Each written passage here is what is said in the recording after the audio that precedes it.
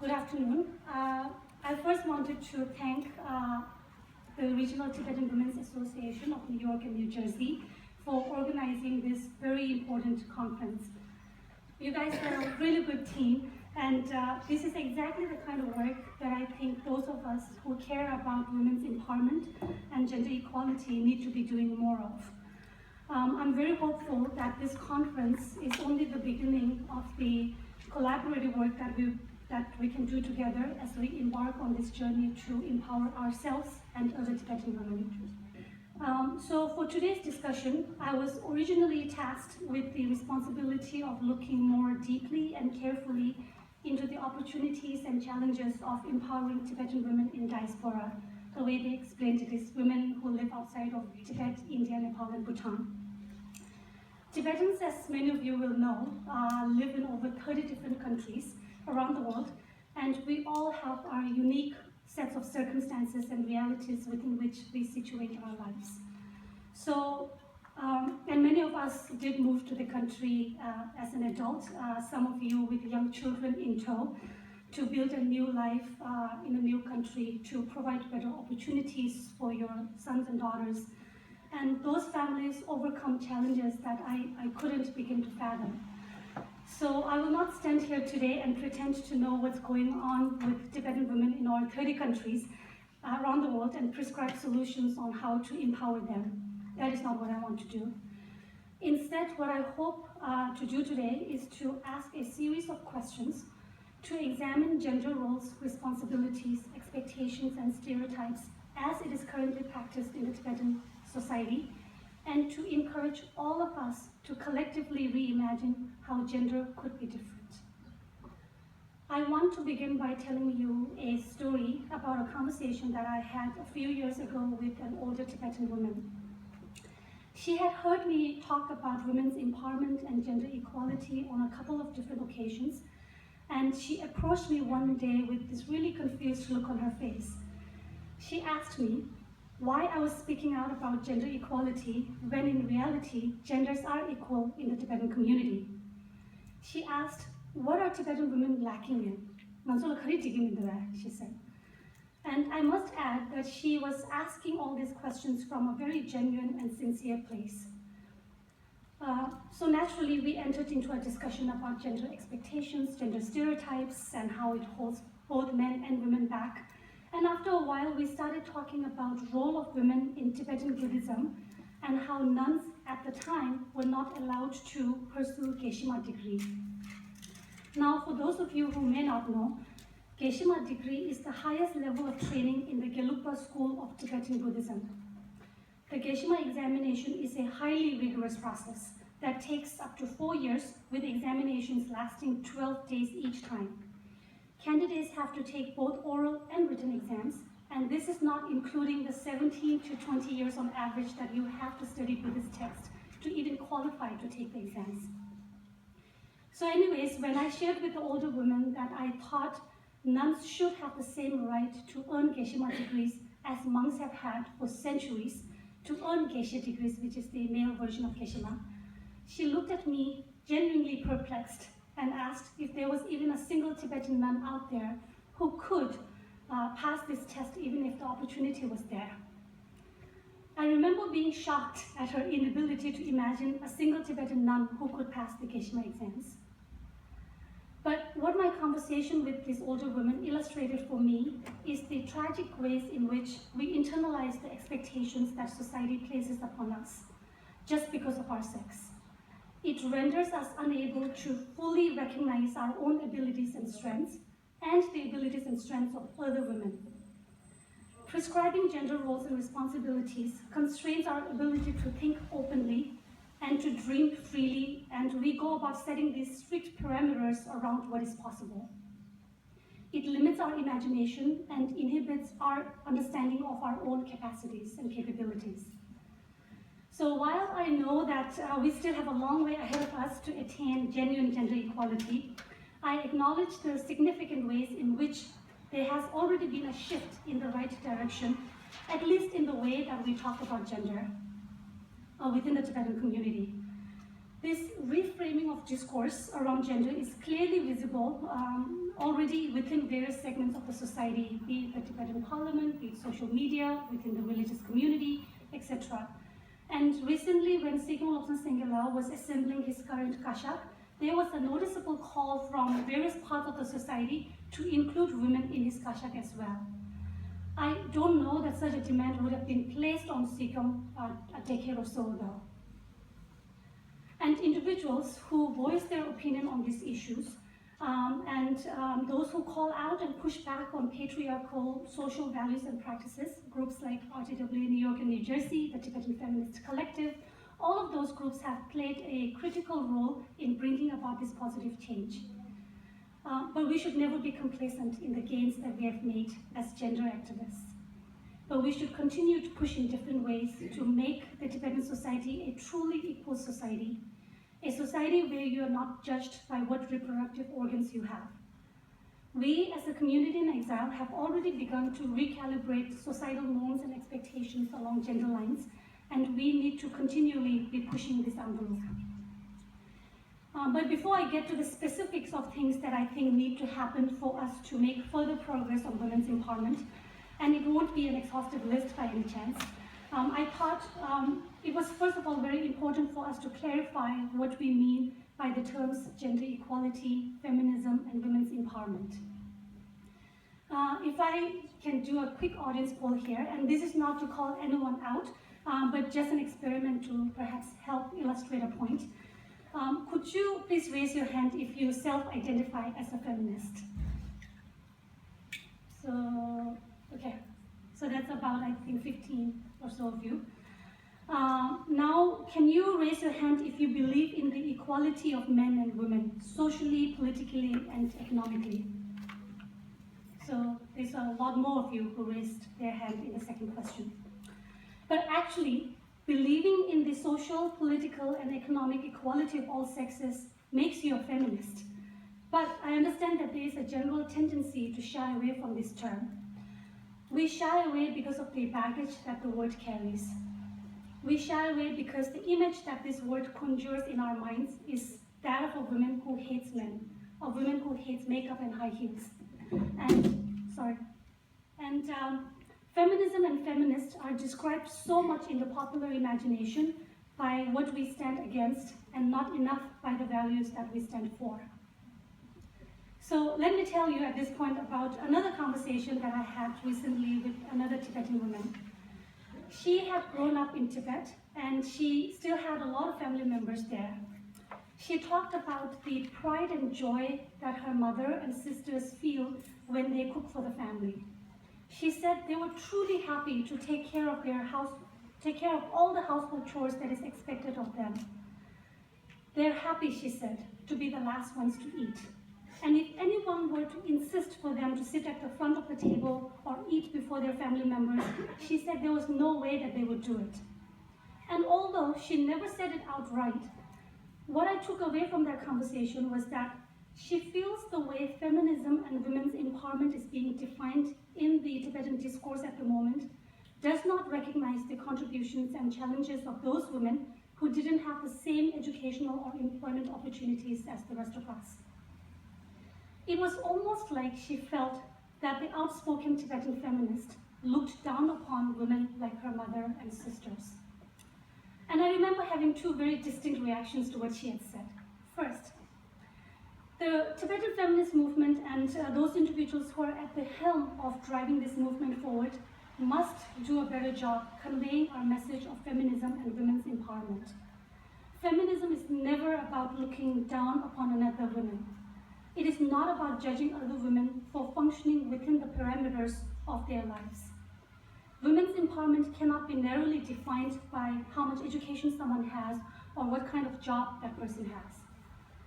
We have to recognize the agency that many women exercise in their daily lives in ways both small and big. And we should try to bring along as many men and women into this movement from various backgrounds and not make them feel alienated. Second, I thought, if given an alternative option to choose a life other than being the primary homemaker, what choice this woman's sisters and mother would have made. Would they choose to forego a chance to perhaps seek higher education, seek employment outside the house, or would they still choose to stay at home? At the end of the day, I think all of this advocacy around gender can be boiled down to freedom of choice. The freedom of choice for both boys and girls to be who they are and not having to give in to society's imposition and expectations of how they should be. So when we talk about women's empowerment, we do not mean that individuals like this women's mother and sisters ought to shun their traditional way of life and seek employment elsewhere and be financially independent. That is not what we're saying. This also reminds me of a very popular criticism that is often hurled at Tibetan feminists, I suppose in the form of the lowest hanging fruit, if you will, that we are influenced by Western ideas. Especially those of us who live in Western countries become susceptible to that kind of criticism. Every time I hear that criticism, I think about the statement that Chimamanda Ngozi Adichie, a very popular Nigerian novelist, made about the ever-changing nature of culture during a TEDx talk. And this applies to the Tibetan culture as well. She said, quote, "Culture does not make people, people make culture. So if it is in fact true that the full humanity of women is not our culture, then we must make it our culture." For me, women's empowerment is all about recognizing the different talents, skills, and natural inclinations that we have as individuals. For me, women's empowerment is all about us working together to create a conducive environment for young girls to explore their interests to the fullest extent possible and giving them a chance to discover themselves and define for themselves what their priorities are in life. As Tibetans, I know that our collective biggest priority is our political struggle. It is our shared dream to see His Holiness the 14th Dalai Lama return home to a free Tibet. We want the political repression in Tibet to end, and we want our brothers and sisters in Tibet to have the kind of freedom that you and I take for granted living in a free and democratic country. But for us to make this dream a reality, we need the best minds among us to be engaged in our political movement. We need the most committed amongst us, the most patriotic amongst us, the most skilled amongst us to be engaged in this movement. In other words, we need a deep bench of activists and political leaders and thought leaders and artists involved in the political movement. And a sure way to not have a deep bench is by tapping into the potential of only half of our population. I mean, look at the makeup of our current leadership, be it the parliament, be it the Kasha, be it the heads of Tibetan civil societies, they are mostly men. And there is so much untapped potential that Tibetan women can contribute to the movement, to our political movement. But for us to do that, we need to be sitting around the table. We cannot contribute if we are not there. So the Tibetan society really needs to consider carefully why there is a dearth of female representation in leadership positions. It cannot be all chalked up to women not taking individual responsibility. There is some of that, I admit, but there's also the looming patriarchal values and beliefs that is so infused in our culture and in our way of life that we as a society do not produce enough women who are confident, women who are strong-willed, and women who are ambitious. But it is not all set in stone. Things can change. The entire idea of feminism is premised upon the hope and belief that cultures can change to accommodate the full humanity of women. The part of us that is ambitious, the part of us that loves to bake cookies and get burned and really looks forward to becoming a mother someday, and the part of us that is strong-willed and confident. And for us to guarantee a deep bench of human resources to lead our political movement effectively, we need to dramatically change the way we raise, the way we perform gender. We need to examine the way we raise our daughters and sons. And we need to ask ourselves, what role can I, as an individual, play in empowering other women? Let me first spend some time on what I think women can do to empower other women. I think it is so critical for us, the women, to play supportive roles in the successes of other women. Whenever we see a woman working towards achieving her goal, at the very least, we should play the role of cheerleaders and not detractors. Do not give in to the Indian soap operas, as Dr. Kamal was saying earlier today. That will have you believe that women are just brimming with jealousy and rage every time we see another woman doing better than us. That is not who we are. We really ought to make it a habit to take joy in another woman's successes.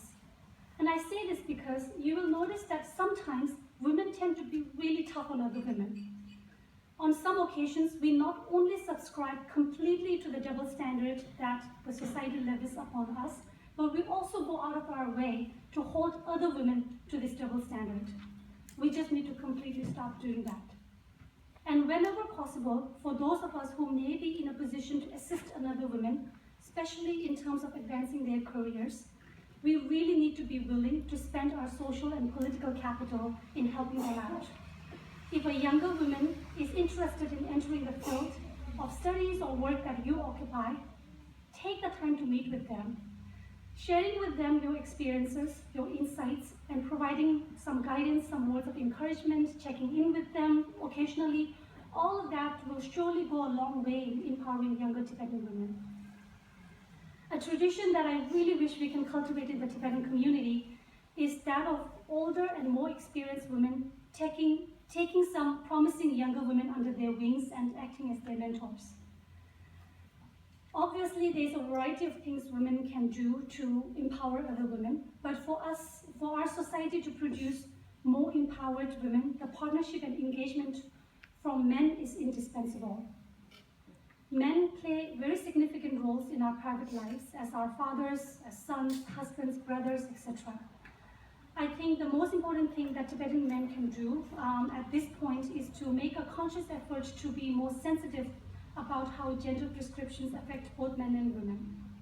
With greater awareness about gender, you will begin to notice what we call male privilege, which are the advantages that are awarded to men solely because of their sex.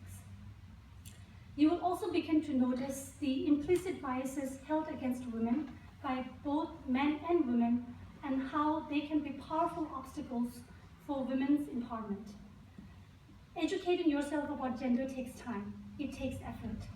But for men to become stronger allies in this push for women's empowerment, it is imperative for more men to become gender sensitized. So there have also been numerous studies done that show that we raise our sons to be much more confident in his abilities and performance compared to our daughters. There is a very interesting article, The Confidence Gap. The title of the article is The Confidence Gap. That came out some years ago in the Atlantic magazine. That article presents study after study which proves the confidence disparity between men and women, and the article deliberates on how to close this gap. Studies have shown that success correlates just as closely with confidence as it does with competence. There is this incredibly interesting study that a research psychologist in Milan conducted a few years ago. He gave 500 students a series of tests that involved reorganizing 3D images on a computer screen. When the results came out, the women had scored significantly worse than the men. But when he looked more closely at the results, he saw that the women had done poorly because they had not attempted to answer a lot of questions. So he repeated the same experiment, this time telling the students that they must attempt to solve all the puzzles. And the second time around, the women's scores increased significantly and matched that of the men's scores. And what this study points to is that low confidence can result in inaction. When we do not act, we hold ourselves back. But when we do act, as Losna was saying, we perform just as well as men, and sometimes we outperform them. The authors of the article argue that luckily confidence is something that is self-perpetuating, meaning for women to become more confident, they say we need to stop thinking so much and just act. That is clearly easier said than done. But I think for all of us, both men and women, as friends, as family members, as colleagues, can play a crucial role in supporting other women who might be going through this phase of self-doubt and encouraging them to, quote, just act. We also need to do better as a community, and Losana touched on this quite elaborately in her speech. in combating domestic violence and sexual violence. First of all, we don't talk about these issues openly enough. Every time such a case does become public, our knee-jerk reaction as a community is to quickly classify it as an isolated incident. We don't have enough support system built in for survivors. On top of that, there is a strong culture of impunity for perpetrators of such violence. But the worst thing that we do, that I find, is that we often blame the victim of such violence. There are no simple and easy solutions to rid a society of gender-based violence, but the first step of correcting any wrongdoing is to acknowledge that we have got a problem. And we as a Tibetan community need to take that first step.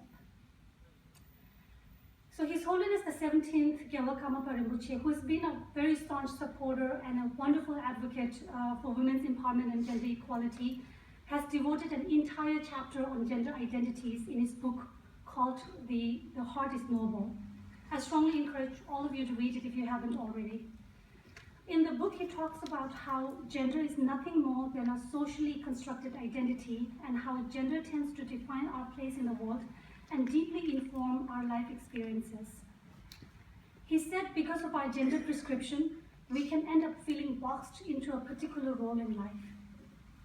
And last year, during a talk that His Holiness the Karmapa gave at Princeton University, titled A Buddhist Perspective, Gender, the Environment and Activism, he made this really salient, crucial point about activism for social justice.